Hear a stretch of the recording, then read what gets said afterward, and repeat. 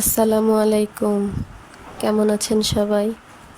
আশা করি সবাই অনেক ভালো আছেন। আল্লাহর অশেষ রহমতে আমরাও অনেক ভালো আছি। আজকে শুক্রবার, এখন রাত বাজে প্রায় 9টা।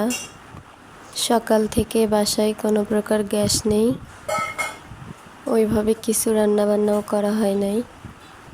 তাই ভাবলাম কিছু তো একটা রান্না করা দরকার। রাইস কুকারে রান্না করার জন্য সব কিছু রেডি করে নিতে। এর আগে কখনো এভাবে রাইস কুকারে রান্না করা হয় নাই। প্রথমে আমি মুরগির মাংসগুলো সব মশলা দিয়ে সুন্দর করে মেখে নিচ্ছি। এবার রান্নাটা রাইস কুকারের মধ্যে বসাই দিব, দেখা যাক কেমন হয়।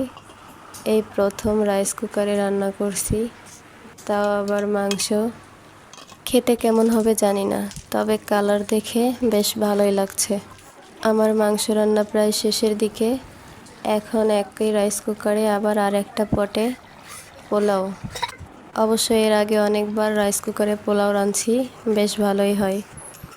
পোলাও মাংস দুটোই রান্না শেষ, এবার খাওয়ার পালা, দেখা যাক কেমন হয়।